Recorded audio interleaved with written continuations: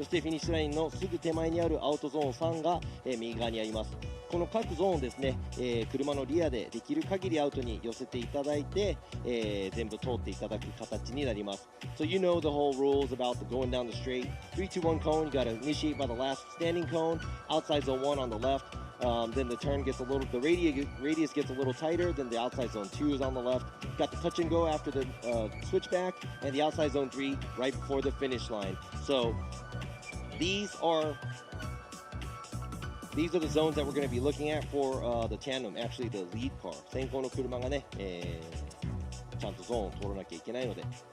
それではね、今回の FDJ3、もちろんスペックタイヤ、そのタイヤをね、提供していただいてます。そして、企業紹介をしていきたいと思いますが。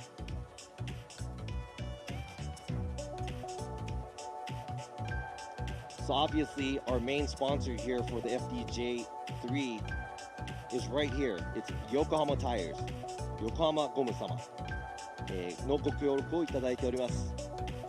Here we are. This is our main supporter and sponsor here at the FDJ3 series, and it's a spec tire series. もちろんワンメイクタイヤなので、全ドライバー、横浜タイヤを、装着しております。Exactly, and this is the first year run in FDJ3, so I like the what we're seeing out here, and you guys are definitely going to see some crazy tandem battles from the practices we saw earlier. そうなんです。そして FDJ3 もね、今年、発足したばかりなので、今回ラウンド2ということで、皆様ね、今まで見たことないこと、いろいろ起こると思いますが、それも楽しみにしていただきたいなと、ケニーも思っています。それでは、間もなくね、ドライバーの方々も用意ができています。トップ16始めていきたいと思います。All right, here we are. We're about to start it right now. The top 16 of round 2 of the 2023 Yokohama Presents Formula Drift Japan FDJ3 Series here at Ebisu. さあ、2023年横浜タイヤプレゼンツフォーミュラードリフトジャパン FDJ3 ラウンド2恵比寿サーキットです。トップ16始めたいと思います。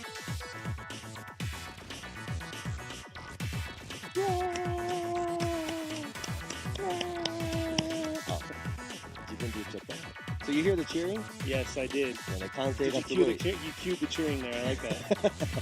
歓声が。Oh wait, camera's on. You can't do it. バレちゃいましたね。All right, you ruined it. Yeah, I did. Yeah. But yeah, cars are lined up, ready to go. Just waiting on the go ahead. 今ね、もう準備もできているので、もう間もなくスタートすると思います。Looks like we're about to get started, like any minute.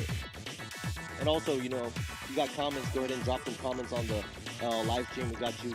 Kenny's got you. Exactly. ライブストリームでもね、コメントとかがあれば、ケニー、日本語は読めないか。And I already saw it's 99 degrees in Texas, and yeah, I'm not looking forward to that. So. 今、アメリカからの情報ですけど、テキサスは今99度。F ですね。摂氏ではなく。How do you say Fahrenheit in Japanese? I don't even know that. Fahrenheit. さあ、こちらドローンの映像、後ろから車を追っかけていくドローンの映像も、見応えあると思いますので楽しみにしてください。So, you know, the drone's about to chase him down too, so that's another view that's pretty exciting to watch.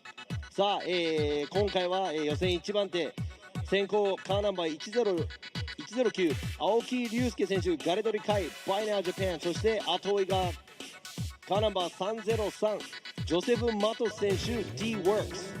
Ryusuke Aoki's at the line. He's going to be leading while Joseph Matos coming all the way from the U.S. Connecticut in the D-Works JZX 100 in the chase.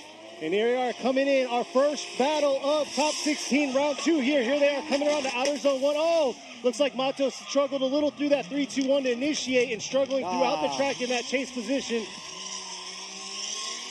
And Aoki doing his thing in the lead right here, filling those zones, making it happen.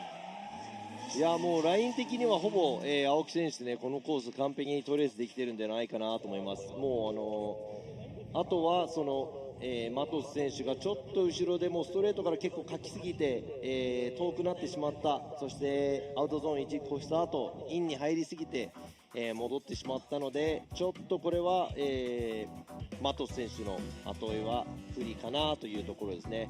So looking at that run, Aoki looks like he knows the track.Like it's the back of his head, traces the line and gets all the way to the outside zones very well.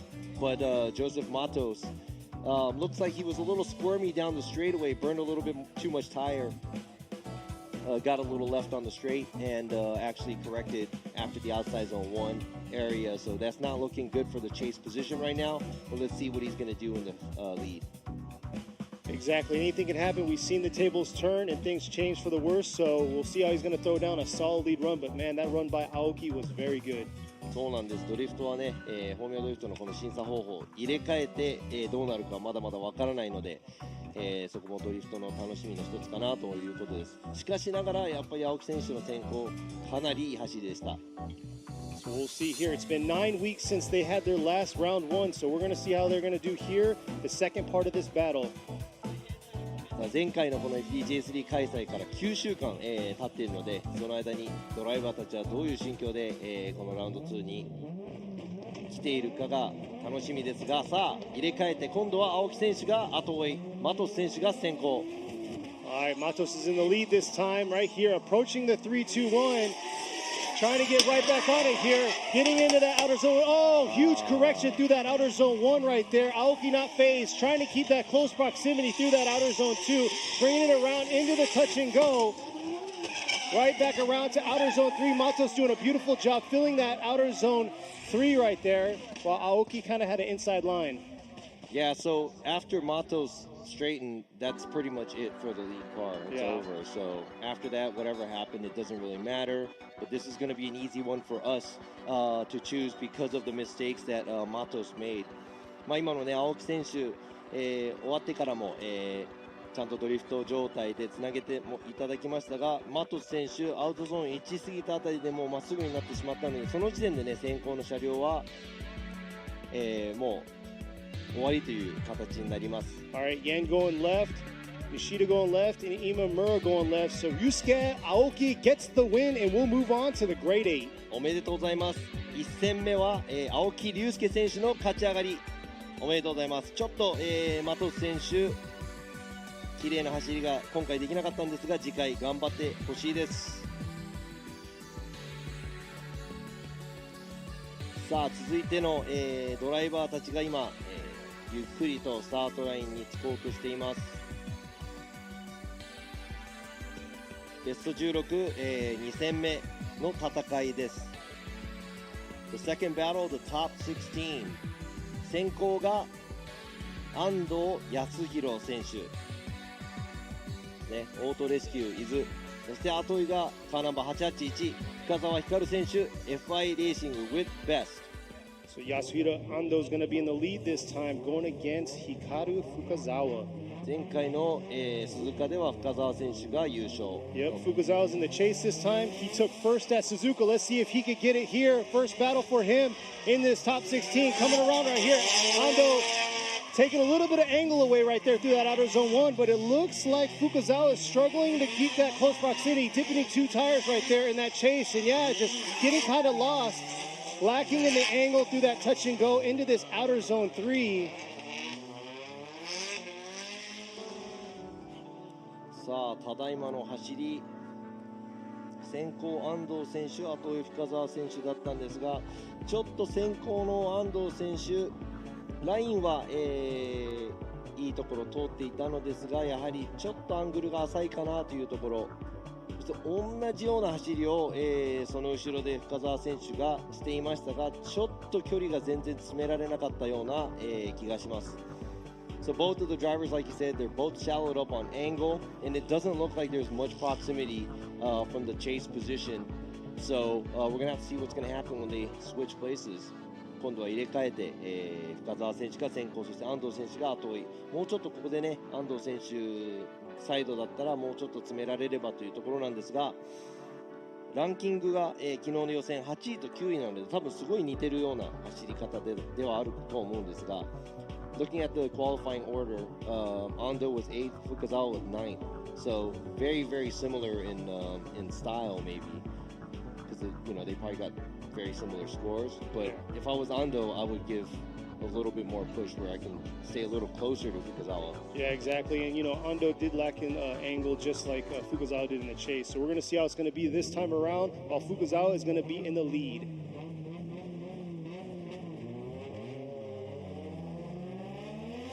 All right, here they are leaving the chicane now. Fukuzawa's in the lead. Ando in the chase. Ando's getting a little burnt here through the straight into the 3-2-1. Trying to close this proximity, approaching this outer zone 2, riding that back line. Here's where he's got to get right back into it, through the touch and go, into this outer zone 3 right here, approaching around right now.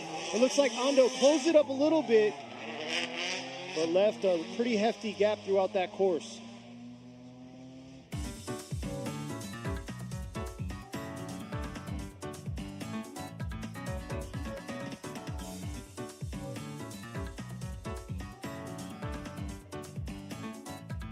We'll see what the judges are going to say here as the cars pull up and wait for the call. Yeah, so I guess they're not going to be playing the replays right now, but it looks like Ando was able to get closer. Fukuzawa was actually a few tires off here and there. 先行の深澤選手、ちょっとコース、後ろでもそうなんですが、ちょっとコースはみ出たりして、あと安藤選手のがもうちょっとやっぱり追走となっている、もうちょっと近寄っているかなという感じ。All right, Yen going left, Robbie going left. So right there, you could see it. Yasuhiro Ando is going to get the win and move on to the grade 8. ということで今回の戦い、ベスト8進出、カーナンバー25、安藤康弘選手、おめでとうございます。深澤選手、前回優勝だったんですが、今回ここで敗退ということになってしまいました。もうちょっと、食らいついてほしかったんですが、次回に期待したいと思います。続いてのバトルです。ベスト16、3つ目のバトル、ゼッケン29番、小田原ジュニア選手が、先行トップガレージ、そして後がカーナンバー810、レイヤー川瀬、BSR with TDO Motoring。Otahara Jr. is going to be in the lead while Kawase is going to be in the chase. Kawase right now, early on, making a close proximity run right here. A little shallower in that chase, but coming back around in this outer zone 2, struggling a little bit right there, wavering, but keeping that close proximity, swinging it back around through this touch and go. Was in a wrong line. Putting him in a wrong place right there through that outer zone 3. ちょっとあれでも大丈夫かな。今ちょっとなんか車ガラガラって落としたんでちょっと調子悪くなったのかわかんないんですが、今の先行の走りはちょっとペースはゆっくりだったんですが、淡々と走り、後追いの川瀬選手、ちょっとやっぱりアウトゾーン1からインに入りすぎた分、寄っていきましたが、ちょっと振り返しても浅いんですが、前になんとか、合わせられるように頑張っては走っていました。ちょっとお互いの、ペースが違いすぎたような走り。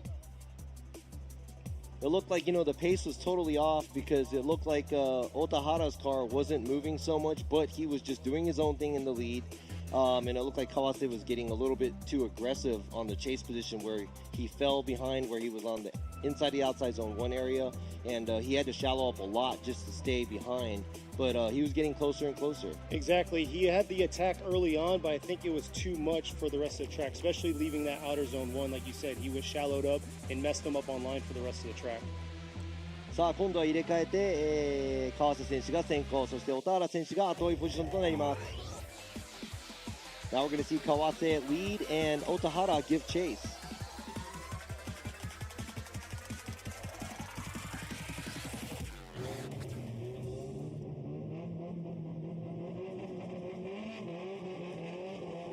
さあスタートです。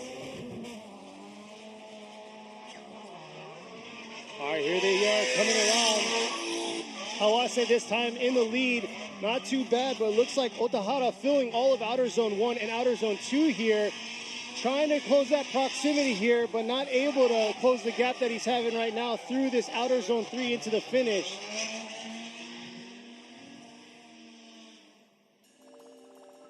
さあ今の、戦いです。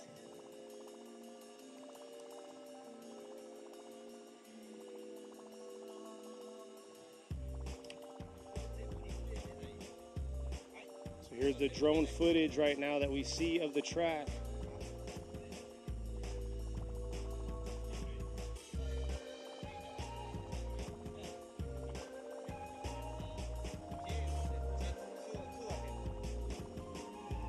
さあ今の走り、両者ともちょっといいところと悪いところがあったんですが、先行の川瀬選手先行、小田原選手よりいい走りだったかなというところ、そして小田原選手の後追いは、すごく遠くはないんですが近寄ってもいない、で川瀬選手、やはりアウトゾーン1も、結構中に入ってしまったりとかっていうところなんですが、3人のジャッジ、お互いの意見があると思いますが、It looked like Otahara doing his own thing, but he wasn't too far chasing, but Kawase had a better lead. This is going to be a little hard. All right, Yen is going to go right there. Nishida going one more time, and Imamura is going one more time. So it looks like we're going to see a one more time battle between these two drivers. ちょっと今の先行と後追いの差し引き、がありまして、ワンモアタイムと、いうことです。アンディ・イエンジャッジは、川瀬選手に入れていましたが、多分川瀬選手のやっぱり先行がすごく良かったという、部分だと思いますが、ちょっと後追いの部分で少しインに巻いてしまったっていう部分が大きいかなというところがありますので、一応ワンモアタイムということです。もう一回、やっていただきましょう。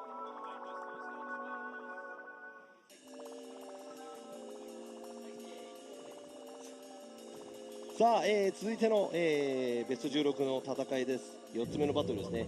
片山翔一選手、V Colo with 日比野塾 and Gaia Factory 対するは篠内修一選手、ヤシオファクトリー。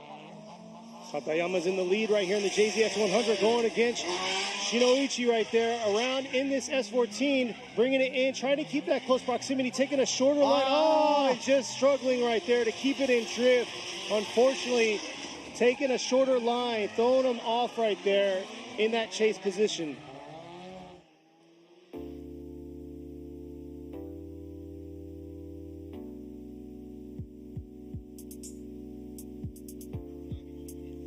So now we'll see how they're going to swap their roles here. さあ入れ替えて見ていきたいと思いますが、ちょっと、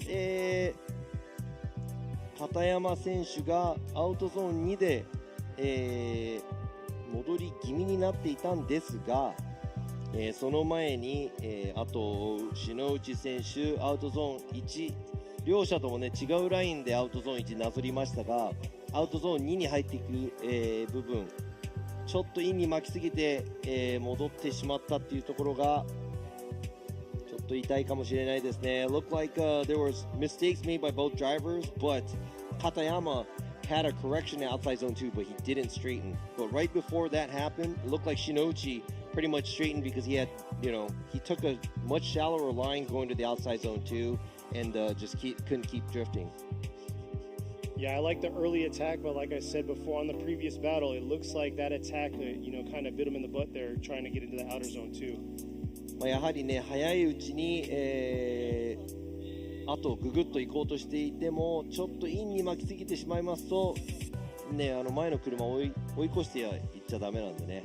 I mean, you're not supposed to pass the lead car, so making an attack, like you said, early on and chasing the lead car down and taking a smaller line is actually going to come back and bite you back. So let's see what's going to happen. 今度はじゃあ入れ替えて、篠内選手が先行、そして片山選手が後追いとなります。All right, this side Shinoichi is going to be in the lead while Katayama is going to be in the chase.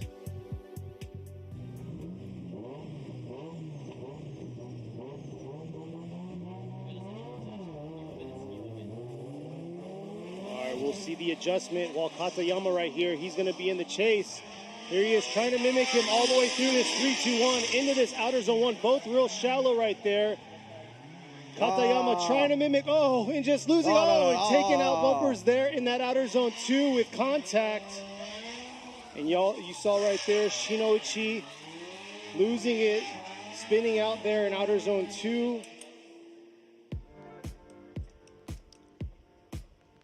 ということでちょっと接触もありましたが、先行今回篠内選手大きくアウトゾーンにハーフスピンをしてしまいました。そこにちょっとね片山選手後ろ引っ掛けてしまった形になりますが、今コースを清掃していただいてます。コースのスタッフの皆さん cleaning up the track right now, and it looked like obviously that Shinoichi spun out. Katayama kind of nicked his rear bumper. And here we are, the judges are going to be going left right there. Shoichi Katayama is going to be getting the win and moving on to the grade 8. さあベスト8進出したのがゼッケン909片山翔一選手、おめでとうございます。篠内選手も、頑張って走っていたのですが、今回ここで、敗退となってしまいました。とても残念ですが、次回もね頑張ってほしいと思いますが、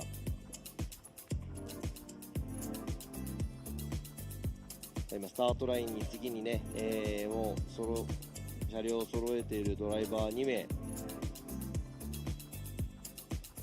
Yeah, this next battle looks like we're starting the right side of the bracket. If you're looking for the bracket, it's right there. You could click on it. It's in the chat. You could follow what's going on and who's moving on.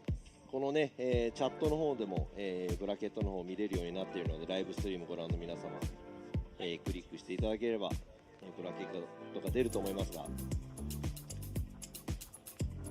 今度は、ワンマンタイムがもう一つあるんですが、左側のブラケット、今度は右側のブラケット、ベスト16のブラケット、行ってみたいと思います。先行は、予選が今回2位だった吉田弘美選手、後追いがゼッケン63番古賀大輔選手と、S14 シルビア対 JZX110 です。Qualifying second is Yoshida leading and giving chase is Koga。 さあ、カーナンバー999吉田弘美選手 R Blue Racing with Little Ferry 対する後追い古賀大輔選手、マルゼングループ、全道寺スペシャル。 All right, Koga in the JZX 110 chasing down the S14 by Yoshida. Yoshida coming in real hot right here. Nice job approaching this outer zone 1 right there. Koga's got to close that proximity here and keep that close proximity through this outer zone 2. Here he is trying to catch up to him here through the touch and go. Yoshida doing his thing, bringing it around to this outer zone 3. Oh, and unfortunately in that chase right there, making that huge corrections through the touch and go to outer zone 3. 古賀選手、ちょっとフィニッシュライン前で大きく戻ってしまいましたが、さすが、予選2位通過の吉田選手は先行で淡々と、いいラインで今コースを走り終えました。ここで今度は、後追いのポジションに吉田選手が回ろうとしています。で今度は古賀選手が先行でね、もうすごくいい走りをしないといけないですが、 So it looks like Yoshida obviously qualifying second, kind of knows the track and does a good job in the lead position.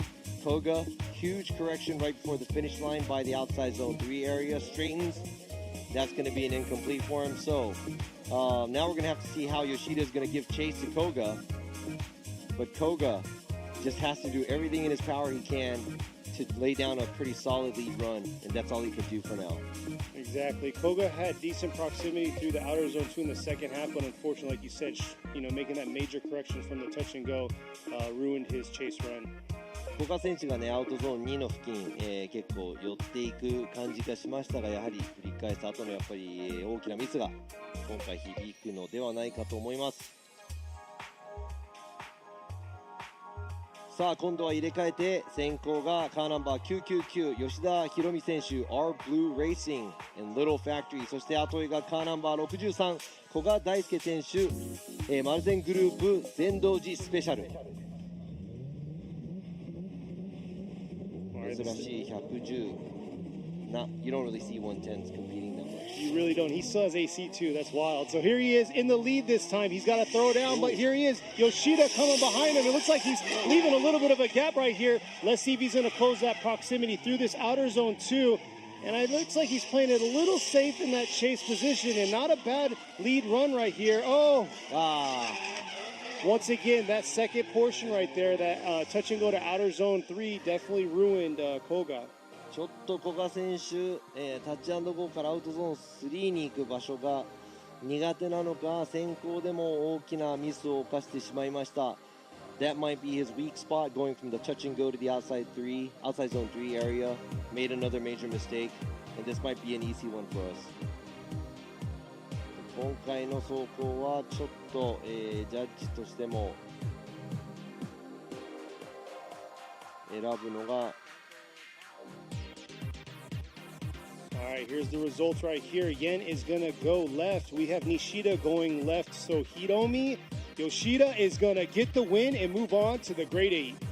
さあ今回、空ぶかしをしていますが後ろで、今回勝ち残ったのが、ゼッケン999吉田ひろみ選手おめでとうございます。古賀選手残念ながら、今回はベスト16で敗退となってしまいました。次戦も頑張ってほしいです。さあスタートラインについているドライバー2名、先行が、ゼッケン15番水井大輝選手、チーム山口 with ガラージタク。対するはトイカーナンバー878若いドライバー上野アドル選手 Fat 5 Racing and Vertex. Mizui right here in the S15 going against Ueno in the JZZ30 Soarer in the chase. Here he is coming around. Outer zone 1 right here, filling the zone by both drivers, bringing it back around. Ueno trying to close that proximity, and there he is right there on the attack here through this touch and go, coming back around into this outer zone 3. Not a bad tandem run but between these two. ちょっと今日、追走が始まって以来なんかすごい追走してる感をすごい感じましたが That really felt like he was trying to get into it and do a good tandem, but very impressive by both drivers. 両方のドライバー先行でも後追いでも、いい位置にいたんではないかと思いますが水井選手も先行でいい走り、そして上野選手、いい距離感でまだね、若いドライバーなんかサーキットを走ったのが去年から数回しかまだ走ってないというそれだけ成長が、早いんではないかと思いますが、it was a pretty good run by Mizui in the lead position, and also that was a pretty good chase, or that was a pretty good chase run by the chase driver Ueno. And they were telling me earlier that Ueno's this is like the 6th or 7th time that he's been actually on track, and he just started to drift last year. So pretty impressive for being a very young driver. Exactly, especially on the attack right there. We're going to see how he's going to throw down this time in the lead while Mitsui's going to be in the chase. 今度は、上野選手が打って変わって先行のポジション、そして後追いのポジションに回るのがゼッケン15番水井大輝選手です。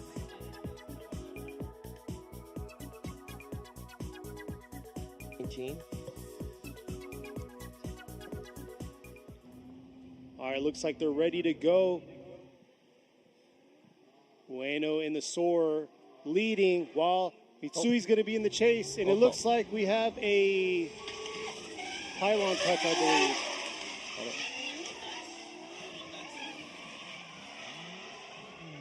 ちょっと最後のパイロンで、上野選手パイロンタッチをしてしまいましたのでリスタートですね。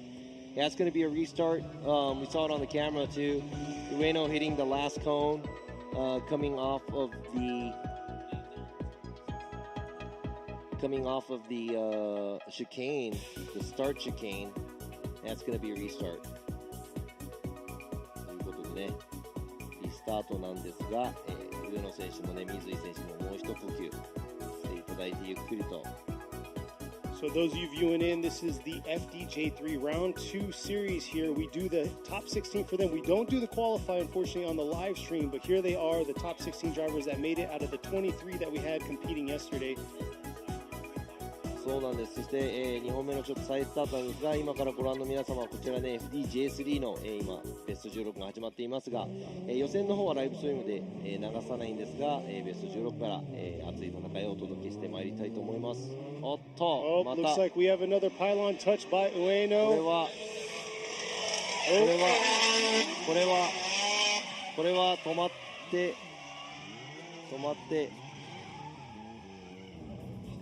誰も気づいてないという。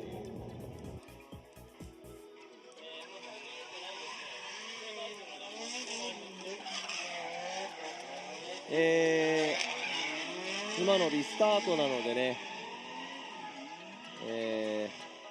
It's gonna be a restart. Yeah, it looks like the drivers didn't see the red flag. They didn't see the flag, and maybe they should throw the flag onto the track. もうコースに旗を投げてくれと今村洋一ジャッジが指示していましたが、やっぱね、ちょっとね、緊張からなのか、やっぱ外が見えてなかったのかもしれないんですがね、もうちょっと、深呼吸をしてゆっくり外が見られるように周りの注意もしなきゃいけないので、yeah, hopefully they can, I don't know, take another deep breath and relax so they can know what's going on the outside, because you do have to follow what the flags are saying, and they're flagging, and also we have a LED light right over here for the restart. ストレートでね、直進したところでもリスタートの LED のライトが結構分かりやすい場所で、光っているので、まあ、ドライバーの方にもちょっとスポッターの方もできればリスタート叫んでもらいたいですね。Yeah, it's like I want the spotter to be like, yo, it's a restart. But that right there is 2 strikes. Yeah, that's 2 strikes. これは、でもやばいですね。このリスタートは2回まで、3回目はもうその走行終了となってしまいますので、上野選手ちょっと気をつけなきゃいけないです。Yeah, Ueno's gonna have to be careful because 2 strikes, 3rd strike you're out. So he's gonna have to take his time. Looks like they're getting the go-ahead to start this second portion of the battle. Ueno's in the lead while Mizui's going to be in the chase in the S15. Ueno's in the Soarer, leading it. Got to get through the chicane to make this happen. It looks like it's happening this time right here. The second part of this battle. Ueno's got to throw down a solid lead run. Mizui right there. Early on right there on the attack through outer zone 1. Taking a lighter line or a smaller line there through that outer zone 1 and outer zone 2. Bringing it out. Nice smoke cloud behind right there. Ueno doing his thing, filling this outer zone 3. Woo!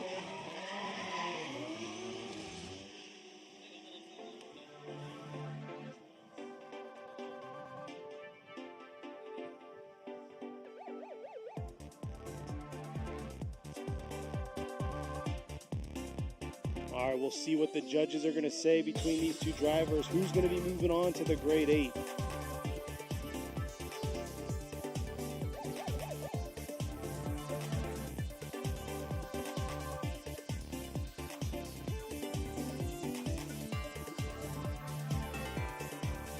Bringing it back around right there.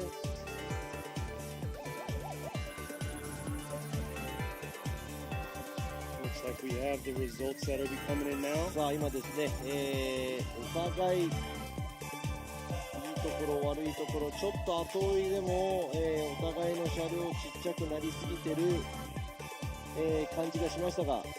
All right, Yen is going to be going one more time. Nishida is going to, well, looks like we're going to see a one more time battle between these 2 drivers. さあこちら、上野選手対水井選手 One more time もう一度、やっていただきましょう。お互いね先行でいいところ悪いところありましたが、後追いでもやっぱりねもうちょっと同じラインで、後追いしていただきたいというところで、お互いいいところ悪いところ差し引きして One more time ということです。So, you know, there's goods and bads in both. Both the drivers didn't do a good job in the lead, and both the drivers didn't, you know, chase and mimic the lead driver. So, we're just going to have to see that battle one more time. And speaking of one more time, we're about to see this one more time battle on the left side of the bracket. さあ、左側のブラケットに戻ります。先ほどワンマンタイムとなったこの2名のドライバー、もう一度走っていただきましょう。先行カーナンバー29、小田原ジュニア選手、トップガラージ。後はゼッケン810、川瀬玲也選手、Beast R with TDO Motoring. Odada's right here in the lead right here in the S15 going against Kawase. Kawase coming around in that chase. Look at that early on attacking, keeping that close proximity. Beautiful job. Now he's got to hold it all the way through the touch and go here into this outer zone 3. A lot cleaner than he had on his first run against Otahara.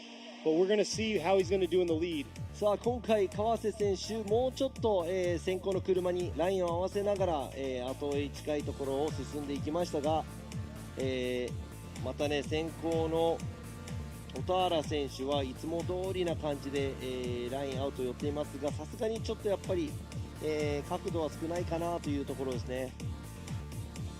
Yeah, so Otahara doing his own thing in the lead position, but he is pretty shallow in the angle throughout the whole run, right on the outside of the outside zones and line. But like you said, it looks like Kawase is actually doing a little better job mimicking the lead car in the chase position and with good proximity.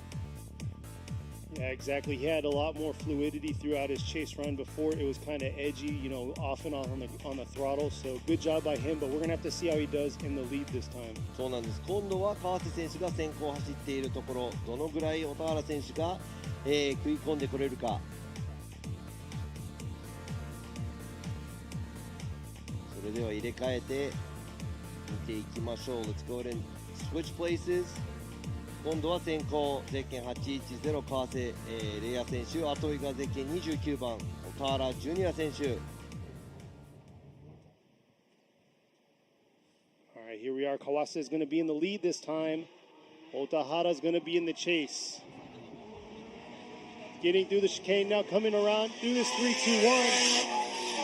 Otahara's got to close that proximity here, just like Kawase did, but it looks like he's keeping a safe distance in that chase position while Kawase's doing his thing, filling those zones, bringing it back around into the finish. But yeah, it looks like Otahara just couldn't close that gap. 今度は、入れ替えての走行ですが、川瀬選手先行で、かなりいい走り。後追いでは小田原選手なんとか検討していましたが、ちょっと寄り切れないかなという感じがしました。And just as you said, you know, Kawase doing his own thing in the lead, does a pretty good job as a lead driver, and Otahara not being able to keep up. All right, here we are. Yen's going right. Nishida's going right. Reiya Kawase is going to get the win and move on to the Grade 8, finishing off the left side of the bracket. 今回、ベスト8に勝ち進んだのはゼッケン810川瀬レイヤ選手、おめでとうございます。残念ながら、ワンモアタイムの末敗れてしまいました、小田原ジュニア選手、前回は表彰台で今回は残念ながらベスト16敗退となってしまいました。さあ続いてのドライバーです。ゼッケン210富手和幸選手、Celebration with Kizuna Max 広荘、後追いがゼッケン48番野口英二選手、春風レーシン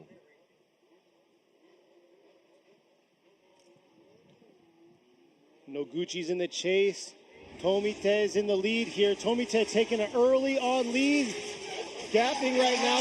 Noguchi's got to close that proximity. Looks like Tomite was a little shallow there on the angle through that outer zone 1. Oh, huge correction there by Noguchi in the chase in outer zone 2, unable to get all the way out there, throwing him off line, and there he is right there, losing it into that outer zone 3.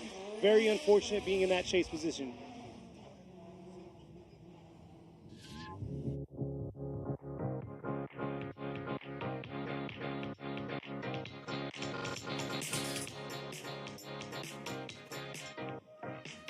Both cars about the same power, same weight. So we'll see how the tables are going to be turned this time around. ちょっと先行あれは、アウトゾーン1行く前にですね、2本なのか3本なのか、そして、コースアウトしてしまいましたが、後追いの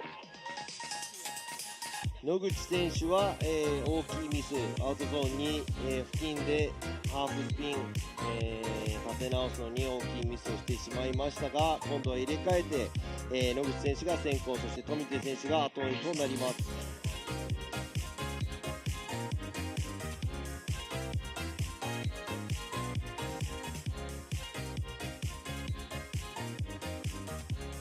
They are bringing it back to the line. Eijo Noguchi is going to be in the lead this time, while Kazuyuki Tomite is going to be in the chase.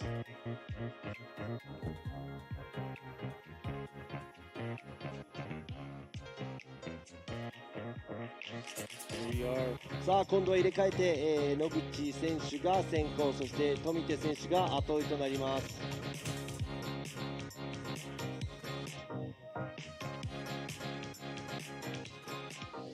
さあ2本目が、スタートするところです。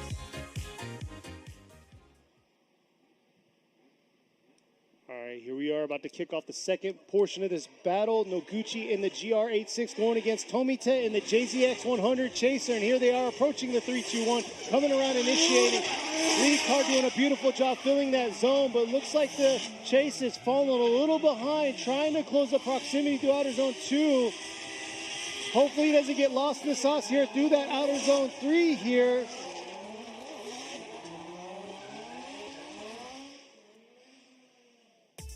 Definitely left a gap throughout in that chase position. We'll see what the judges have to say on this battle.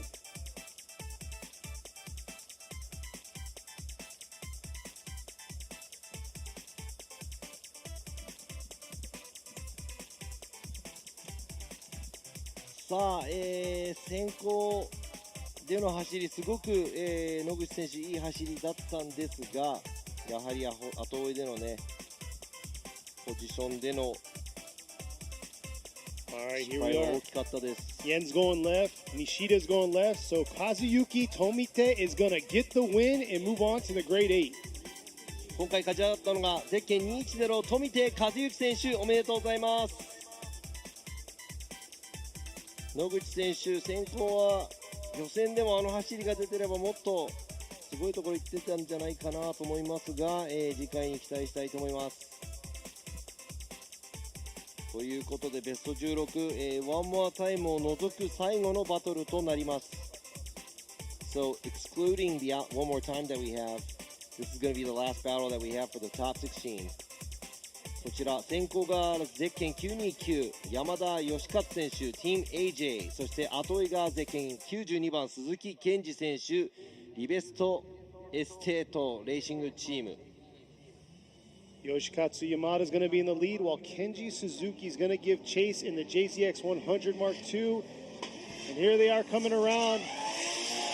Cresta, the JZX 100 battle here. Oh, dipping 2 tires in that chase. Oh, making a correction, approaching that outer zone 2 in the chase, bringing it back around here.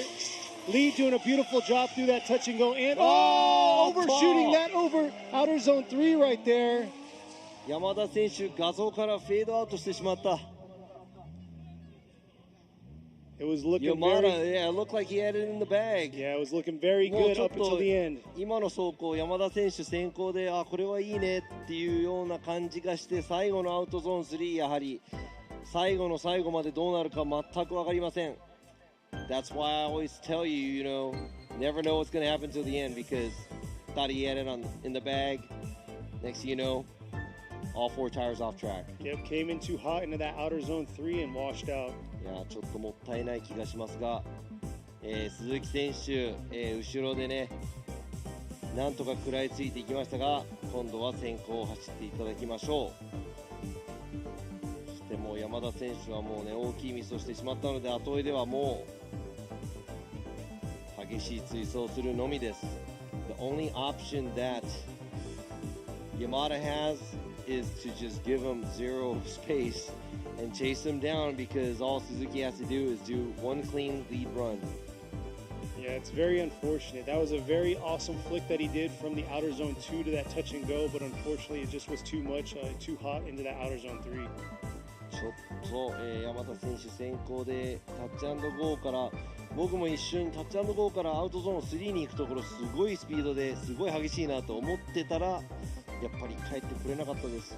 I was watching him, you know, leave touch and go, going to the outside zone 3, and I was like, man, he's going in high. And you know what? A little too high. Yeah. さあ、続いて入れ替えて、今度は、鈴木選手が、先行、そして山田選手が後追いとなります。All right, this time around, Suzuki's going to be leading. Yamada is going to be in the chase. And like Robbie said, Yamada's got to be right on his fender, bringing it into this outer zone 1 all the way around the track. And here we are, Suzuki taking a little bit shallow here, filling that outer zone 1. Yamada's got to do his thing and try to get that proximity close. Oh, huge correction right there from the lead. Suzuki in that outer zone 2 right there. 鈴木選手、走り終えればよかっただけだったのに、all Suzuki had to do was drift through the finish line, but there was a huge sizable mistake. 今の、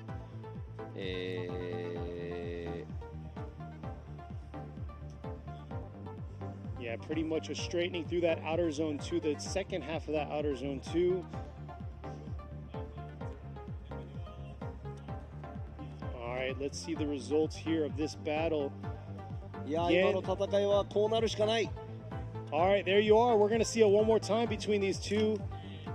さあ、今のバトル、山田選手、鈴木選手、one more time.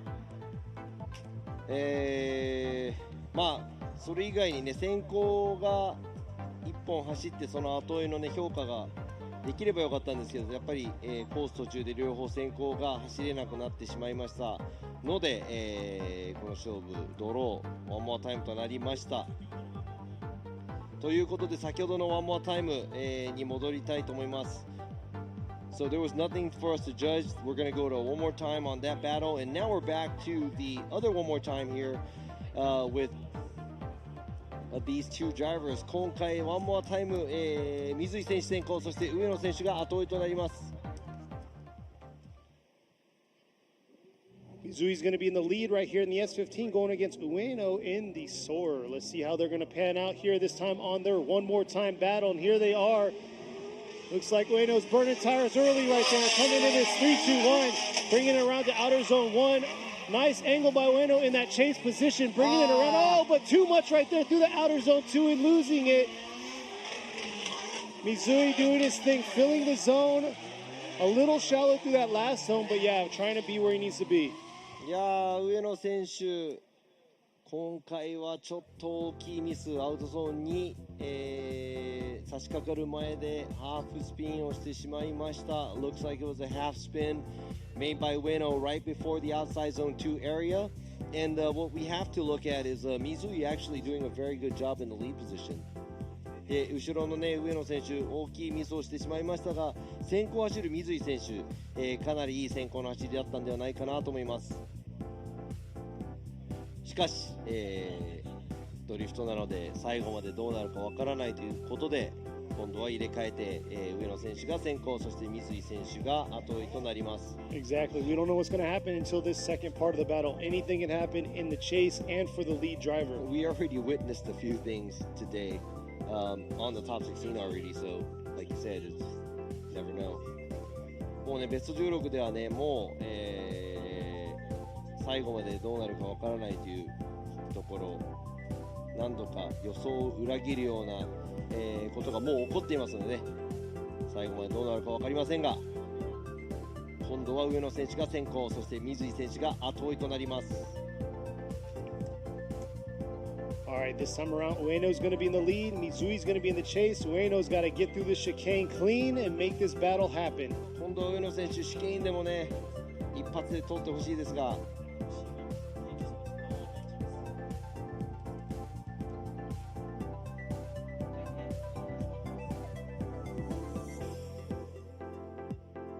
Looks like they're going to get the go-ahead here. Second part of this one more time battle going down now. Ueno in the chase, lost it at outer zone 2, but here he is this time in the lead, coming around this outer zone 1 here. Nice approach to the outer zone run right there, real deep into that zone, bringing it back around into outer zone 2. Mizui trying to keep that close proximity around this outer zone 2.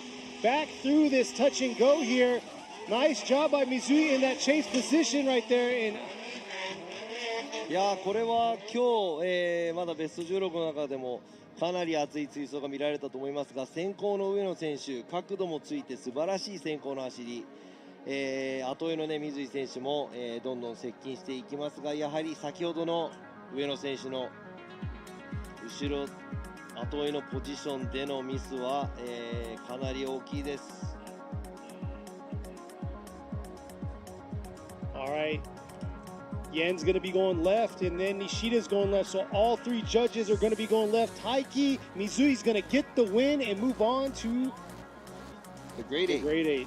さあ、今回勝ち進んだのがゼッケン15番水井大輝選手、おめでとうございます。ワンモアタイムの末、熱い走りだったんですが、残念ながら上野アドル選手はここで敗退となってしまいました。まだまだね、若いドライバーなので、この先も頑張ってほしいと思いますが。Ueno, putting down a pretty solid lead run. Another young driver to look forward to in the future. Exactly. さあ、先ほどのワンモアタイムですね、もう一回仕切り直しということで、お互い走っていただきましょう。Let's go ahead and check out the one more time battle here. ゼッケン929山田義勝選手、Team AJ 対するは後追いゼッケン92番鈴木健二選手、リベストエステートレーシングチーム。So here we are. This is going to be a one more time battle, but the last battle of the top 16. Who's going to be moving on to the grade 8? Is it going to be Yamada or is it going to be Suzuki? Suzuki's in the chase right now, coming around. Yamada did a phenomenal lead run, but washed out in the outer zone 3, and here he is bringing around this outer zone 2. All right there, Yamada once again, or not Yamada, Suzuki right there once again making the big mistake in that outer zone 2. But right there, Yamada cleaning it up and making it happen through outer zone 3. 今度は、山田選手スクリーン内に収めました。Yamada stayed in the screen this time. He didn't go off screen. But like you said, you know, there was a major mistake made by Suzuki in the chase position. 今ね、大きく、まあ皆様のもう見ていただいて分かる通り、鈴木選手がちょっと後へのポジションでアウトゾーンに、付近もう一度戻ってしまいました。先ほども、同じような形で、戻ってしまったと思います。なので今度はもう鈴木選手先行ですごい走りを見せる、ことしかできないので頑張って走ってほしいですが、山田選手は後で間を空けすぎずにいいところで鈴木選手を追い詰めていく走りをすると思います。ゆっくりと帰っていきますが、この JZX 対決 JZX バトル、黒い車両、山田選手が JZX100 のクレスタ、そして赤い車両 JZX100、鈴木選手は Mark2、 That's the red Mark II. Suzuki's piloting a black Cresta, both JZX100 chassis driven by Yamada. So we'll see how it's going to go here. Yamada's got the advantage right now with a clean lead run, while Suzuki made that major mistake in outer zone 2. So he's got to throw down a solid lead and hope for how Yamada's going to chase. そうなんです。今度は鈴木選手、大きいミスを後追いで犯してしまったので、先行はビシッと、決めたいと思いますが、さあ両者スタートしました。ちょっと開いてるかな。It looks like Yamada's giving him a safe distance here. Suzuki, Suzuki not able to get a good initiation to that outer zone 1. Throwing away his lead run here. Yamada kind of falling back, just chilling, bringing it around into the finish here.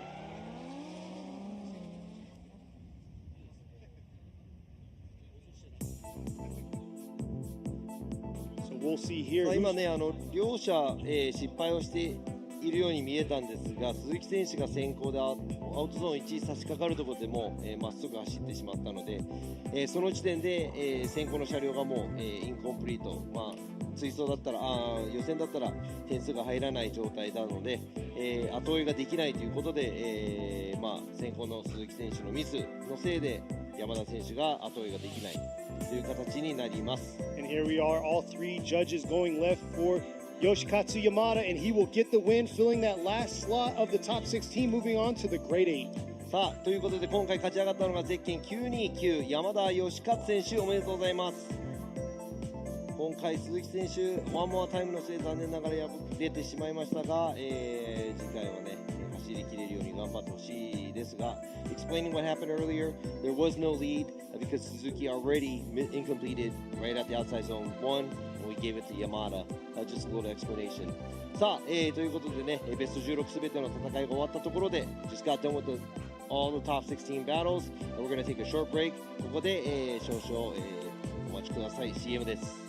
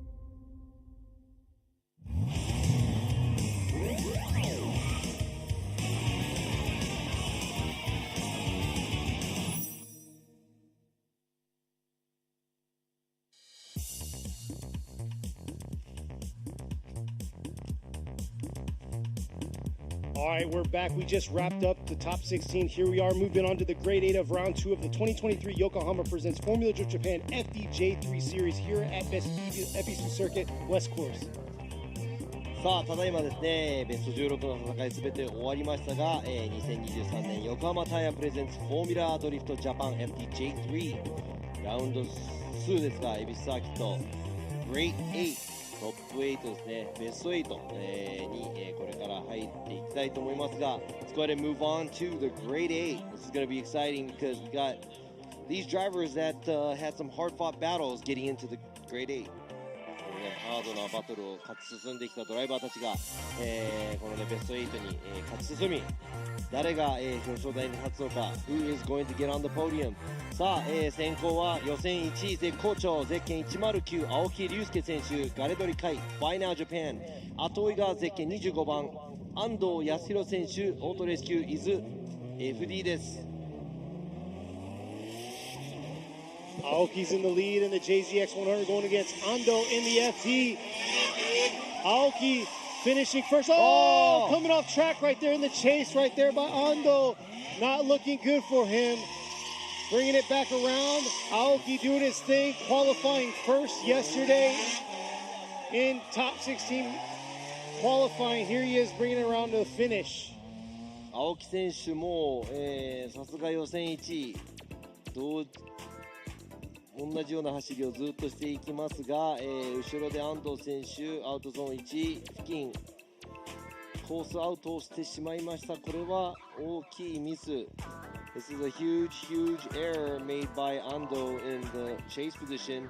Aoki putting down solid lead runs because he knows what to do, obviously qualifying first. まあもう青木選手は先行でもやるべきことは分かると、いった感じ。安藤選手後ろで大きなミスなので、安藤選手が今度先行を走る、突起もう最高の走りをする以外に、勝ち進む方法はありません。青木選手は遠く離れすぎず、いいところで安藤選手についていけば勝ち進めますということで、お互いどんな走りになるのか。Ando, only thing to do now is just lay down flawless lead run, and for Aoki, as long as he doesn't make any huge mistakes or sit back too much, this may be an easy win for him, but never an easy win because you never know what's going to happen till the end.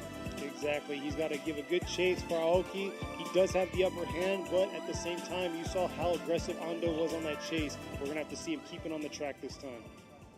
そうなんです。安藤選手がね、コースアウトしてしまいましたが、今度は先行で、コース内に車を収められるように。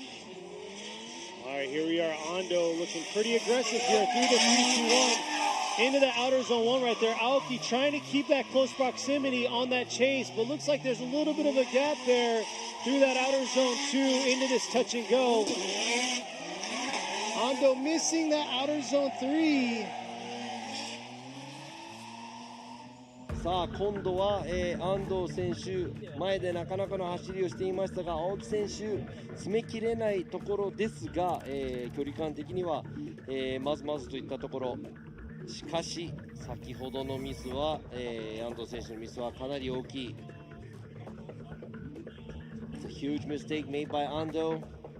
All right, Yen's going to be going left. Nishida is going to be going left. And Imamura also joining left right there. Ryusuke Aoki is going to get the win and move on to the final 4. さあ、ベスト4進出、ゼッケン109青木隆介選手おめでとうございます。これで予選1位の、青木選手がね、ベスト4に進出したということで、もう表彰台が多分確定になるのかな。I think that solidifies his podium because he qualified first. He made it to the top final 4. Now he's gunning for that icing on top for that first top position here. Exactly. それでね、青木選手もね、ベスト4で満足するドライバーではないと思うので、このまま頂点まで行こうというところだと思いますが、安藤選手は今回残念ながらベスト8で敗退です。And good fight for Ando, getting knocked out at grade 8. さあ続いてのドライバー、2名ゼッケン909片山翔一選手先行 V コロ with 日比野塾 and ガヤファクトリー、そして後追いが若いドライバーゼッケン810川瀬玲也選手 Beast R with TDO Motoring。Katayama is going to be in the lead while Kawase is going to be in the chase here, coming around. Ooh. Kawase taking a different approach in that chase position around that outer zone 1 into this outer zone 2. Katayama doing his thing, filling that zone, bringing it back around into this touch and go. But look at that nice proximity into the finish right there, shallower line. 片山選手前で戻ってしまった。Looks like Katayama made a huge mistake at the outside zone 3 area right before he crossed the finish line. He had to actually steer in, and there was no counter steer from his car. So that's going to be a sizable mistake. And before I get to that, Kawase didn't straighten all the way, but when he was coming off of outside zone 2, he made a mistake as well. But I think looking at mistakes, Katayama's was a little bit more. That's going to cause him to have an incomplete. 片山選手、フィニッシュラインを越える前にハンドルを切らなきゃいけない状態でした。川瀬選手も、ミスは犯しましたが、ミスの大きさで言えば片山選手の方が全然大きいかなというところです。川瀬選手も後追いでアウトゾーンに出ていくところ戻りそうになっていましたが、完璧には戻りませんでした。今度は、先行が、川瀬選手、後追いが片山選手となります。お互いね、もうやるしかないので、頑張って走ってほしいですが。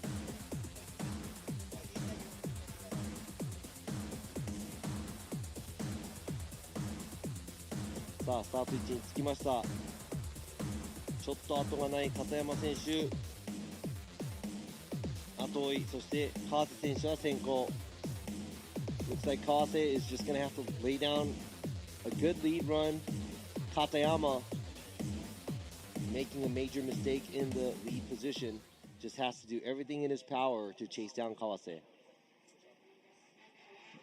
Here they are. Kawase's leaving the chicane now in the lead in his S14, going against Katayama in his JZX 100 here.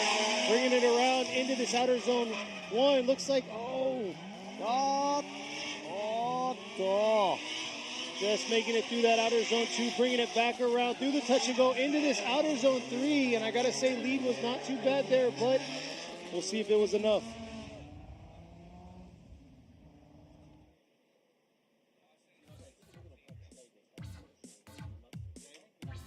いやちょっと今ね、先行でヒヤッとしたところ、ちょっとアウトゾーンに、川瀬選手3本以上コースアウトしたら、ダメなんですが、2本でとどめました。Alright, Yen's going right, Nishida's going right.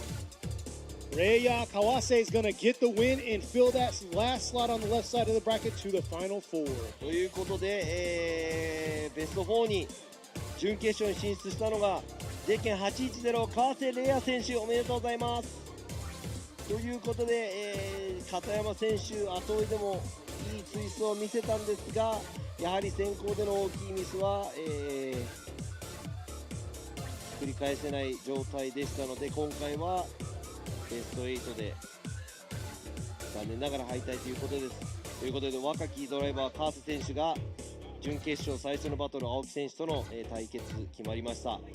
さあ、続いてのドライバー2名、先行がゼッケン999吉田博美選手 R Blue Racing with Little Ferry、 対するは後追いゼッケン15番水井大輝選手 Team 山口 with Garage Taku。 Yoshida in the lead in the S14, going against Mizui in the S15. Here they are battling it out, their first run, bringing it into this 3-2-1. Nice job by lead, coming around the outer zone 1 into this outer zone 2. Oh, but dipping 4 times, it looks like, through that outer zone 2. Not looking good for the lead, bringing it back around by Mizui in the lead this time right now, around to the finish. And yeah, we don't see that too often, the takeover. あれは吉田選手、先行でアウトゾーン1、いい走りだったんですが、アウトゾーン2、ちょっと勢い余ってアウトゾーンに3本以上タイヤが出てしまいました。水井選手、後追いのポジションではアウトゾーン1、ちょっといい、ポジションにはいられなかったんですが、先行の吉田選手コースアウトしていきました。ということで、これは先行の吉田選手大きなミス。今度は入れ替えて、水井選手が先行走り吉田選手がどんな後追いを見せてくれるのか。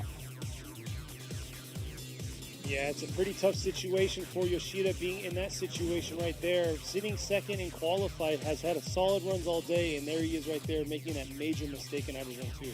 そうなんです、予選ではね2位通過の吉田選手、どれだけ、予選で先行の走りを、極めていてもやはりこういう部分で少し緊張が出たのか、アウトゾーンに大きく膨らんでしまいました。 Yeah, so it doesn't matter how good you are in the lead. You have to make sure you put down a solid lead run, and yeah, maybe it's the nerves, I'm not sure. But he did go off course. さあ今度は、先行水井大輝選手、そして後追いが吉田弘美選手です。 Mizui this time is going to be in the lead while Yoshida is going to be in the chase.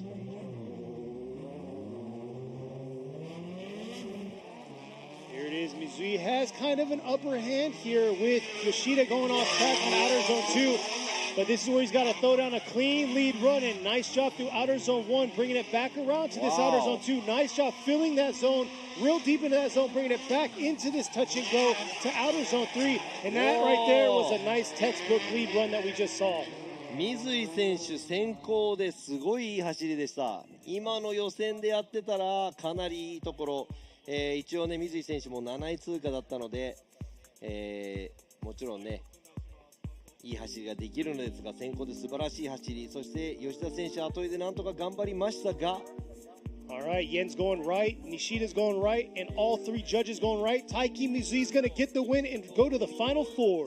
さあ、準決勝進出したドライバーはゼッケン15番水井大輝選手、おめでとうございます。素晴らしい先行の走り、そして、落ち着いた走りが全体的にできたと思いますが、残念ながら予選2位を、で通過した吉田選手はここで敗退となりました。次回も、頑張ってほしいです。 Here we are about to start our last battle. Who's going to make it into the final 4, that last spot for that final 4? さあ、準決勝最後のポジションに入るのが、またまた JZX 対決ですね。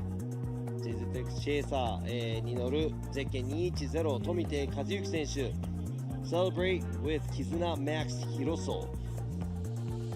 対するはゼッケン929山田義勝選手 Team AJ、 こちらは JZX100 クレスタです。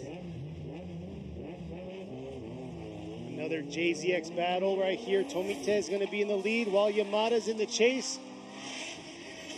Coming around here to this outer zone 1. Yamada's right there on the attack after outer zone 1 into this outer zone 2. Oh, looking like he let a little bit off, make a huge correction in that chase position. Coming back around. Nice job for the lead. Little shallow through that last zone, but man, Yamada struggling in the chase. 山田選手後追いでちょっといいところないかなといったところ戻ってしまいました。先行ではねちょっとアウトゾーン1浅めに入っていく富手選手、しかしその後、アウトゾーン2クリア、アウトゾーン3もね少しアウトのラインから離れているかなというところですが、先行は、走り切り後追いでちょっと山田選手大きいミスを犯してしまいました。So like you said, Tomite running a shallower angle going through outside zone 1, but able to clean up his run at the outside zone 2, but not filling outside zone 3 as how he's supposed to.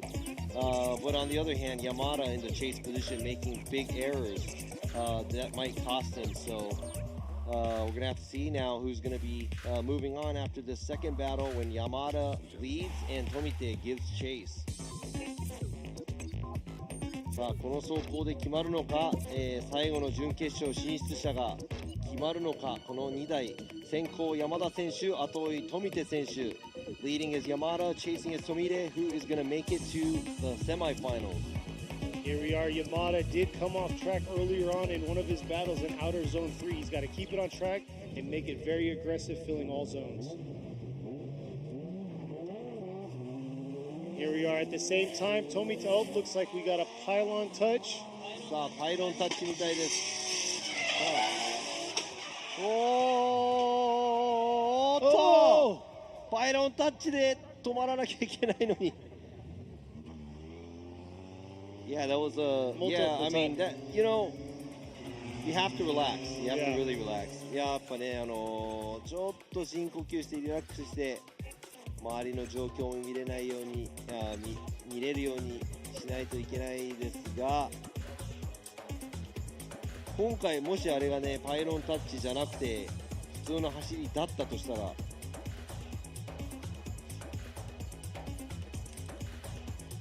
Hands down to the track workers out there making it happen, cleaning the track, getting the pylons back up for us. そうなんです。コース清掃の皆さんありがとうございます。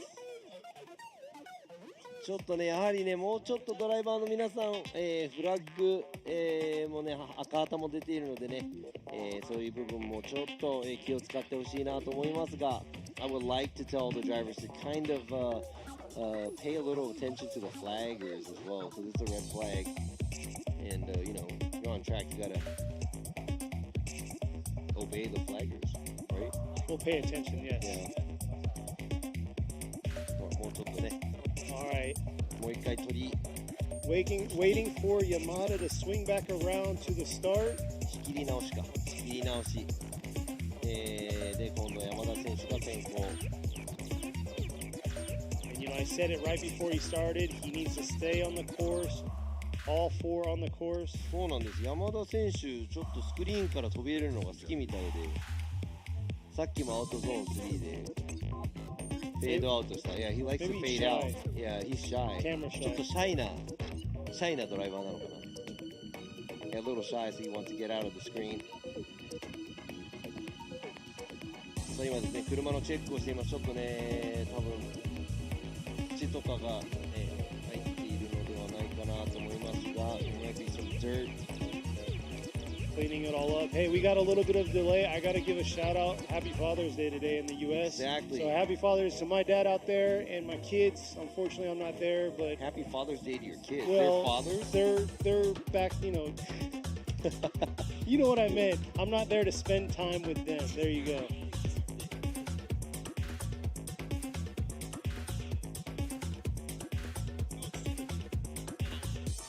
Robbie's getting some というこ facts とでね、 right. 今ね、ちょっとあったんですが、Yeah, Happy Father's Day to my dad. He's probably not watching the live stream anyways. But yeah, Happy Father's Day to everybody. 今日ね、実はね、ちょっと時間ができたので、皆さん、父の日おめでとうございます。そして、今日、スタンドにいらっしゃるお父様の皆様、お祝いしてもらったかし、あとドライバーの皆様もね。さあ、仕切り直しです。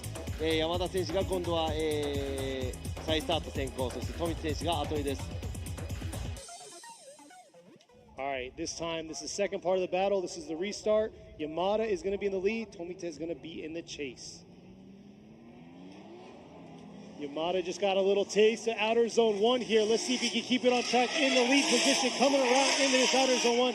Little shallow there, bringing it back around to the outer zone 2. Able to get out to that outer zone 2. But right there, Tomita trying to close the proximity, getting on the throttle, but looks like he get a little gap. And not able to get all the way out to that outer zone 3. ちょっと富手選手も後追いではあんまり寄っていないような、ちょっとラインもちょっと、取れていないんですが、山田選手の先行もあまり最高の走りではない。アウトゾーン1もちょっとちっちゃかったので、先ほどのミスが大きいということで。 All right, here we are. The results are out. Yen going left. Nishida going left. And here we are, all three drivers. Kazuyuki Tomita is going to get the win and fill that last spot to the final four. 大きいミスが響いたか。ゼッケン210、富手和幸選手が勝ち上がり、おめでとうございます。山田選手、ダイナミックな走りだったんですが、次回はもうちょっとコース内に収められればなと思います。今回は残念ながら、ベスト8敗退です。さあどんどん参りたいと思いますが、準決勝ファイナル4、ベスト4、however you want to call it, semifinals, final four, best four, top four, whatever you want to call it. We are here in the final four, here for the round 2 of 2023 Yokohama presents FDJ3. They're on a spec tire, Advan Apex V601. So yeah, all on the same playing field essentially. さあ、今回ワンメイクタイヤであるアドマン APEX V601 での戦い、全車両同じタイヤ同じグリップ、先行109青木隆介選手、後は810川瀬玲也選手。青木 here in the lead, coming around through the outer zone one. Nice job, but look at the attack right there by the Chase. Not able to get all the way out to the outer zone one by the lead, and here they are swinging back around. I love the proximity through that outer zone two. Beautiful job transitioning back around through the touch and go into this outer zone four, and that's the attack I want to see here for the semifinals. 水槽っていう感じでしたね。That looked like a real good tandem. ちょっと青木選手、ここに来てアウトゾーン1大きくミスり、アウトまで寄れない、インにちょっと巻いていってしまいました。そこへ、川瀬選手うまく、ミミッキングですね、前の車の真似をする、同じラインを通る、いい場所、近い、距離で走っていきました。So like we said, Aoki, this is the first time I saw him make a big mistake here in the lead.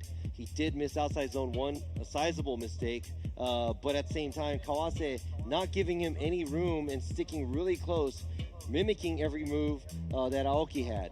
Yeah, I want to say he's probably been the most aggressive driver since top 16 all the way down to where he's at now in that chase position. But here, tables are turned. He's got to be in the lead this time and throw down a solid run. そうなんです。後追いポジションとしては川瀬選手、今までの車の中でもすごくアグレッシブな、ドライバーとして、見ていますが、今度は先行、全然ね後追いと先行話が変わってくるので、川瀬選手先行でどんな走りをするのか、そして、先行が得意だった青木選手、後追いでどんな、走りを見せてくれるのか。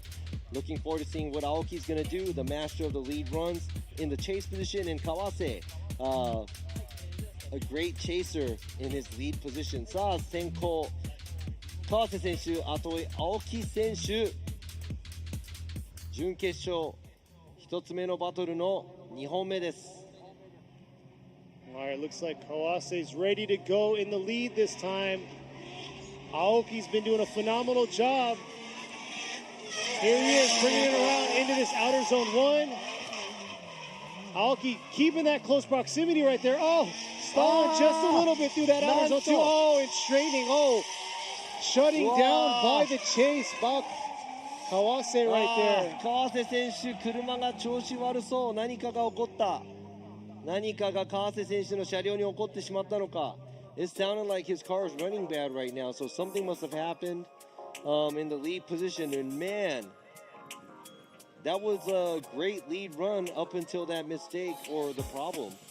今のね、川瀬選手、先行すごくいい走りだったんですが、アウトゾーン2付近で何かが起こってしまった。Yeah, that was very, that's not an ideal situation. He did really good on the lead or the chase, and here he is right here. Yen going left, Yoshida going left. Yusuke Aoki's going to get all the votes from the judges, and here he is moving on to the finals. さあ、決勝戦勝ち進むのがゼッケン109青木隆介選手、おめでとうございます。そして残念ながらここで準決勝敗退となってしまいました川瀬選手。車両に何があったのかちょっと分かりませんが、ミスなのか車両なのか、ここで残念ながら敗退。いい追走を見せていたんですが、青木選手の、後追いの、追走もかなりね、良かったと思いますが、青木 looked like he knew what he was doing in the chase position as well. Up until that mistake from Kawase. And it's just reflecting off of his qualify run. Number one in qualify, and there you go, you saw it. A pretty decent lead. He messed up in outer zone, which is the first we saw, but in that chase, that's definitely something we haven't seen from him in all his battles so far. そうなんです。青木選手、ガレドリカイトも、皆さん多分、ご存知だと思いますが、先行ではねちょっとアウトゾーン1、大きいミスをしてしまったんですが、さすが、予選1位のドライバーとして、今回予選通ってきましたが、後追いのポジションでもかなりいい走りができたんではないかなと思いますが、いやー本当川瀬選手にもね、頑張っていただきたかったんですが、今回は残念ながら、ここで敗退ということになります。ということでですね、今決勝戦進出している青木選手もお父さんということで、父の日おめでとうございます。今スタンドにいるお父様方も父父の日、本当におめでとうございます。Back to the whole Father's Day. Yeah, and we got a good Happy crowd out here Father's Day. too. Yeah, we got Takahashi over here. 高橋さんもね、いつも高橋さんもいつもね、この全部を見渡して、あれ高橋さん映ったらカメラ切り替わっちゃった。They don't like Takahashi. They took him off the screen. He's a father too, so happy Father's Day. 父の日おめでとうございます。で、今また戻りました。高橋さんもう一回。じゃあ高橋さんね。He's a legend right here, a creator of a very famous magazine from back in the days. 高橋編集長。懐かしいレジェンドの編集長なんでね、今回いつも FDJ、FDJ2、FDJ3 の方全部見渡してね、安全確認などして、重要な役割をしていただいてます。Takahashi always looking at, he's race control, so he pretty much watches over FDJ1, J2, J3, make sure everything is, clear, everything is safe before the drivers go out and start. So he's always on the radio, actually. So at the same time, if there's a huge delay, it's his fault too. そうなんです。で、ちょっとね、ディレイがあって遅れたりとかしたら、ほぼ全部高橋さんの、せいだと皆さん思っててもらえれば、聞いてなかったですね。そして、アンディ、お父さんではない。You're not a father that you know of. 違います。今村、陽一ジャッジもお父さんなので、父の日おめでとうございます。Happy Father's Day to Yoichi Imamura. He has 3 kids, right? Yeah, he has 3 kids, so he's a father. And happy Father's to Robbie too. Yeah, my son is 19. His son, he's got fur babies too. Yeah, like girls. ということでね、この、決勝戦進出者、もう一人のドライバーが誰になるのか、準決勝の戦いは、水井選手対富手選手。ここで富手選手が、予選3位通過、水井選手が7位通過なので、この時点で本当に残念ながらなんですが、ベスト3位決定戦というのが FD ではないので、予選の順位で高い方が3位になってしまいますということで、川瀬選手は残念ながら予選13位だったので、7位の水井選手と3位の富手選手に及ばずなので、ここで川瀬選手は、4位になってしまいます。そして青木選手は、もう決勝まで進んでいるので、ここで2位以上が、確定しています。ということで、2位以上、戦い抜けるのか、それか3位になってしまうのか、このドライバー2名、予選3位通過、ゼッケン210、富手和幸選手、Celebration with キスナ・マックス・ヒロソー、そして予選7位通過の水井大輝選手、ゼッケン15番、Team 山口 with ガラージ・タク、どちらが、決勝戦で青木選手と対決するのか。Who is going to battle it out at the finals with Aoki? Mizui's going to be in the chase right here. Tommy's in the lead. Dipping 2 tires right there, but look at that attack right there on the chase, coming around into this outer zone 2. Ooh, huge correction by the chase right there. Not able to hold on with the angle through that outer zone 2. And yeah, overall, pretty sloppy chase on that second half of the track. ということで、先行いい距離感で水井選手走っていったんですが、アウトゾーン2で大きく戻り気味になっていましたが、その水井選手が戻り気味になった、部分、アウトゾーンに富手選手も1回ストールをさせてちょっとパワーで持っていこうという感じで、走っていきましたので、ちょっと富手選手先行で綺麗にアウトゾーンに抜けいっていけないのが理由で水井選手のミスを誘ったという形で多分見られると思います。お互いちょっと、クリーンな、走りが先行後追い持ってできていなかったのかなというところですが、入れ替えて今度は水井選手が先行、そして富手選手後追いをしていただきましょう。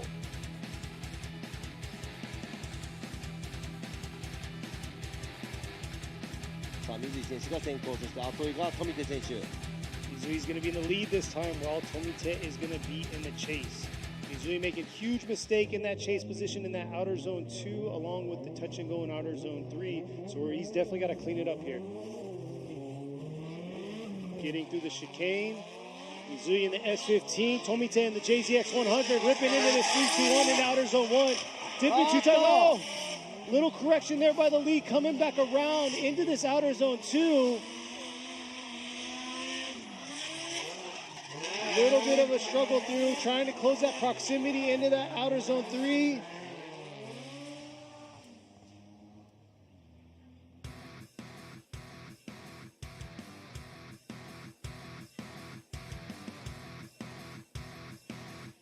さあまた、入れ替えてもちょっと水井選手が今度は先行でアウトゾーン1、付近ですね、脱輪してしまった。そしてちょっと大きく戻りましたが、なんとか体勢を立て直しました。その後ろ、富手選手まずまずの後追いの走り。さあこれはどうなるか、どっちが決勝に進むのか。 Who's moving on right here? Yen's going right to Mizui. One more time by Robbie. And it looks like right there, two of the judges going over to the right. Taiki Mizui's going to get the win and move on to the finals. さあ今回の戦い、決勝戦に進むのはゼッケン15番水井大輝選手、おめでとうございます。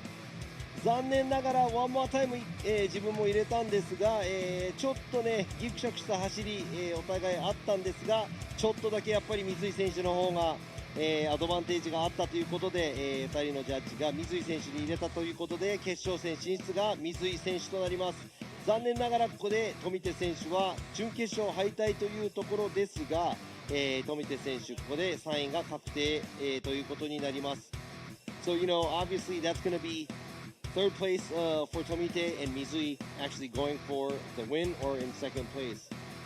さあ、ここで前回の、決勝戦の、VTR があるので皆さんご覧ください。 Let's go ahead and check out the video from last finals that we had for FDJ2. I'm sorry, FDJ3. Fukuzawa in the lead this time. Initiating real early there, that 3-2-1 coming through outer zone 1. Could have been a little deeper in that outer zone 2, but this is where the proximity has in. もう一戦取ったんで、もうこのまま突っ走ってできる限りちょっとシリーズチャンピオンを取りたいなと思ってます。はい、いやーということで今のが、1戦目ですね。鈴鹿ツインで行われた1戦目 FDJ3 なんですが、優勝したのが、ゼッケン881深澤光選手、そして決勝戦で当たったのがゼッケン29番小原ジュニア選手なんですが、この、両ドライバーですね、1位2位だったんですが、今回ベスト16まで、駒を進めましたが、その後深澤選手は安藤選手に敗れ、小原選手は川瀬選手に、敗れてしまいましたので、両者ともベスト16敗退という結果になってしまいましたが、まだまだこの先何が起こるかわからないので、シリーズもまだ始まったばかり。今回2戦目 This is the second round of the series. You never know what's going to happen in the championship race. That was Fukuzawa winning the Suzuka twin round, but he's knocked out early by Ando at top 16, and Otahara actually coming in second on the podium, also getting knocked out at top 16 by Kawase. So everything's up in the air. Who knows what's going to happen for the championship? And this is the second round. We'll see what's going to happen for the rest of the season. But for now, we're going to have to see who's going to win this round. Exactly, and third from Suzuka Butsaka. He didn't even qualify yesterday, so that's a big hit for him. But like you said, it's early on in the season and it's early on in the series, so we're going to see who's going to be able to podium here and move on in the points tail. そうなんです、前回の、ね、鈴鹿ツインで3位になった、仏坂選手も今回は予選不通過ということなので、今のところ特選して、リードしているドライバーもいないんじゃないかなと思いますが、ちょっと今ねお時間あるので we got a little bit of time, so let me ask Imamura a few questions about how FDJ3 is going. さあ、今村ジャッジの方からちょっと、今回の、FDJ32 戦目なんですが、どういった形で見ていますか？ちょっとずつ走りが良くなっている選手もいれば、そこをね修正してミスってる選手も修正して、いるドライバーもいますけど、ただ先ほどもフライングの時にやっぱり木旗虫っていうか赤旗虫ですよね。そういうのがあるとやっぱちょっと落ち着いて運転すればもっとねいい走りができるのに、やっぱ多分結構みんなドライバー的に高ぶっちゃってるから、そういうところをね冷静にね走れればもっといい走りができるんじゃないかなっていうふうに思います。Yeah, so looking at this, he's been watching the FDJ3 obviously with us little by little. He said the drivers are actually learning and getting a little bit better, and some of the drivers are able to go back to their mistakes and being able to fix their mistakes. But just like early on, not being able to see the flag and missing out, not stopping to do a restart, he thinks that the drivers maybe should, calm down a little bit. I know the nerves are going to kick in, but maybe they can get a little calm, and they might be able to do a few great runs. But let me go ahead and ask Andy as well. How does he see, coming from welcome back actually, and coming back from the U.S. and judging in the U.S. this long, and now we're at this lower tier series, but it's FDJ3. How do you see that? No, it's actually great to see it like having multiple different tiers, from amateur to intermediate to pro, and you have to work your way up. And it's kind of like it's more fitting for each group that they're competing towards each other, and from there that they could build from there, help each other out, and advance to the next from FDJ3 to J2 and then to FD Pro. Oh, that was a very,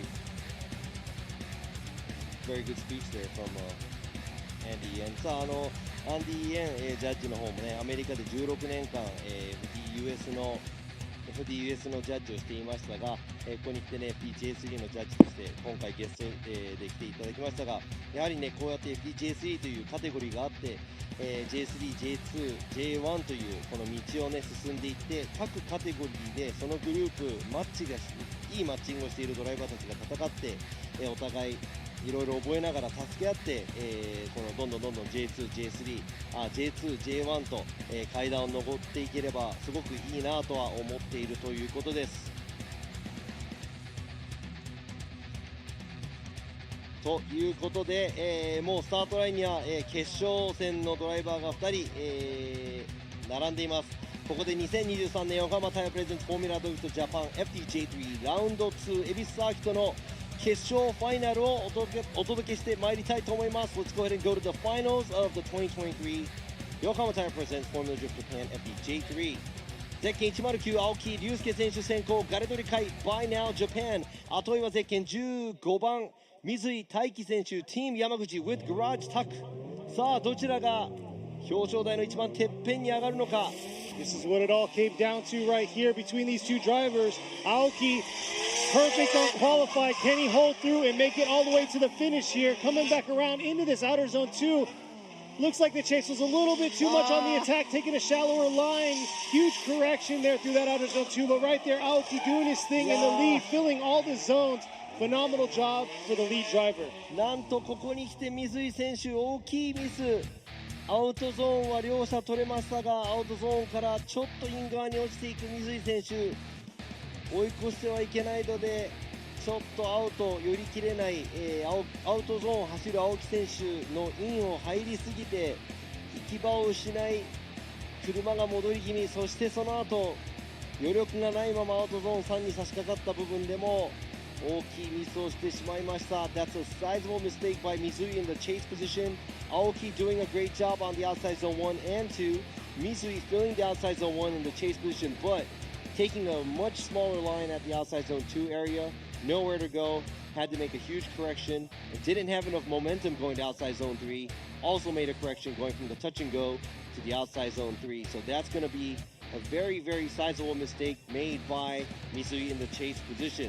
ということで水井選手先行でもうやるしかない。そして青木選手も、先ほど後追いでも結構いい走り、どうなるか。 This is what it all comes down to, consistency. Aoki's been doing it all day long, placing first in qualify, and there you saw was a textbook lead run. Now he has to do it in the chase. ということでね、予選1位だった青木選手結構安定して走っていますが、その安定性がそのまま優勝へ導いてくれるのか、それか水井選手ここでなんとか踏ん張るか。 Mizui's got to throw down in the lead this time. See if he can shake Aoki, and here he is coming around the 3-2-1. bringing it into this outer zone 1, real deep into that zone. But look at that, Aoki's right behind him, trying to close that proximity through outer zone 2 here. Aoki looking pretty clean into this touch and go, into this mid-chase position, coming around this outer zone 3. And man, what a way to finish top 16, round 2 here, FDJ3. Phenomenal job by these drivers. いやー、これはすごくいい走り、青木選手もね、いい距離感でずっと水井選手の後を追っていましたし、水井選手も、もう決勝戦にふさわしい先行の走りを、走り切ったと思います。So that looked like a pretty solid run by Mizui and Aoki, not being super close, but staying within good proximity to catch the lead car in the chase position. So I would have to say that was a very beautiful finals that we just had. But now we have to make a choice of who's going to be taking the win. ということで、ここで今の走行2つ、終了したところで、決勝戦、勝って優勝したドライバーは、こちらで、もう決まりました。Looks like the results are in. そうですね。Robbie's giving the thumbs up. We're going to wait for these cars to come forward and announce. さあ、そうですね。決勝戦、戦い抜いたドライバー、そして3位に輝いた、ドライバー3台とも一度車を、整列していただきたいと思います。Looks like we're going to go ahead and line up the top 3 drivers here so we can announce who won and make it official for the winner of the second round of the 2023 Yokohama Tire Presents Podium Drift Japan FDJ3 here at Ebisu Circuit. This is round 2, and we just finished round 2. Exactly, but just remember, we got a little bit of time. Stay tuned. We're going to be back for FDJ2 because these are feeder series to get up to the pros. So you just saw pretty much equal to Pro-Am in the States, essentially. Exactly. そうなんです。この後すぐですね、すぐではない、ちょっと時間が空けますが、今回 FDJ3、これでね、優勝者をアナウンスした後ですね、FDJ2 の方も、決勝がトップ16からありますので、今日の午後それを、楽しんでいただきたいなと思いますので、この決勝の、結果を見てから少し休憩を取ってから、FDJ2 に入りたいと思いますので、ケニーもお腹が空いているということで、Kenny's hungry, so gotta feed you. That's true.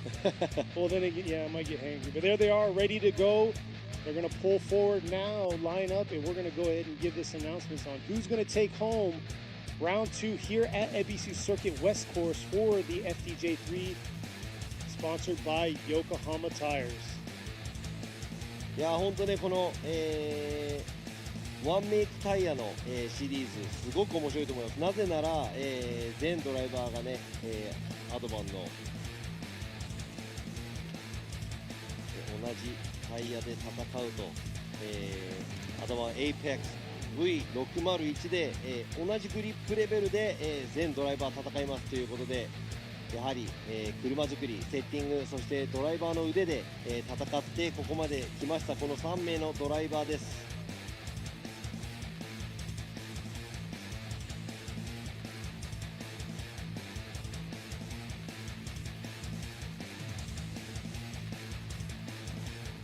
さあ、今回表彰台に上るドライバー3名、こちらに並んでいただきましたが、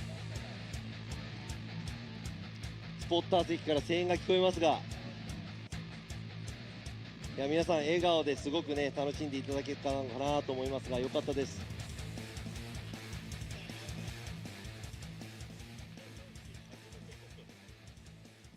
さあ今回ね、表彰ドライバーの3名を並べましたが、There's the top three drivers of today's round 2 here at Ebisu Circuit.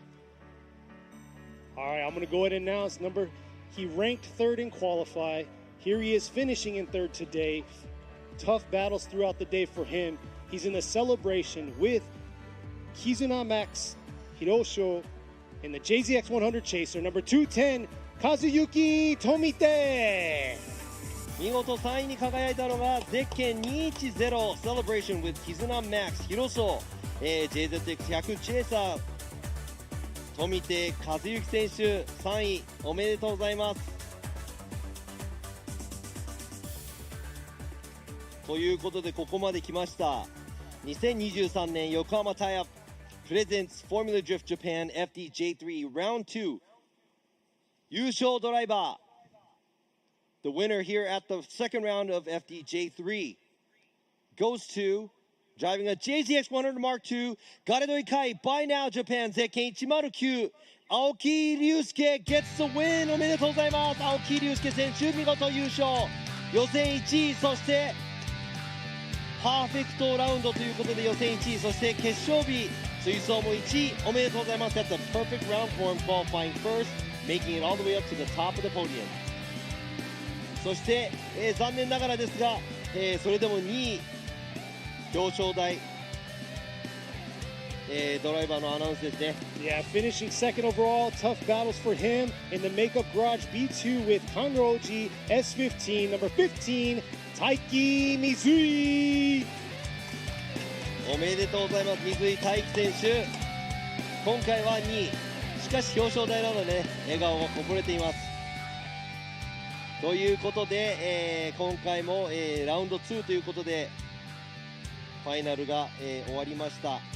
2023年の、FDJ3 ラウンド2、ここ恵比寿サーキットの表彰台ドライバー3名。優勝は青木隆介選手。2位が水井大輝選手3位が富手和幸選手という、形になりました。3名のドライバー本当におめでとうございます。 Here we go 2023 Yokohama Tower presents Formula Drift Japan FDJ3 Round 2 here at Ebisu Circuit. The winners here. Third place was Kazuki Tomite. Second place went to Taiki Mizui and winning first, qualifying first is Garedo Ikai by Now Japan. Car number 109ユースケ青木おめでとうございます。さあ3名のドライバー、後でねまた、表彰式でトロフィーなどの贈呈がありますが、今回はすごく楽しんでいただけたんではないかと思います。FDJ3、これからも今年、あと残り何戦かありますが、皆さん応援の方よろしくお願いします。Looking at the round, I think everybody enjoyed it. FDJ3, we still do have a few more rounds left for the year, so let's see who's going to be coming on top in the next couple of rounds. Exactly, and it's very interesting because you're going to get to see the dynamic of these drivers on different tracks that we don't have in the Pro Series. So it's going to be interesting. Tune into them, follow the FDJ3 series because, it could be you out there competing here in this series. そうなんです。この FDJ3 なんですが、FDJ1、J2 とねちょっと違った車両そして違ったドライバーがいっぱいいるのでね、そういう方々もぜひ皆さんフォローして、見ていっていただきたいなと思います。そして、その FDJ3 にもしかしたら出るのも、あなたかもしれないので、ぜひぜひ、参加の方もね考えながら皆さん見守っていってもらいたいなと思いますが、So thank you for watching。今回ねこのアペックス V601 アドバンのタイヤなんですが、全タイヤ、全車両がね同じタイヤワンメイク、イベントということで、今の3名が勝ち上がりました。There you go. That's the 3 podium winners here at the second round of Ebisu Circuit, all on Yokohama Advan V6 Apex V601s Spec Tire Series. It was great. And now we're going to say goodbye to you and make sure you tune into the FDJ2 round that we have after this in the afternoon. ということで、こちら放送席そしてジャッジ席からは以上となりますので皆さんおめでとうございます。そして、またね後で FDJ2 の方もライブ配信をしますので、そちらもどうぞご覧ください。それでは皆さんさようなら。See you guys later. Peace out.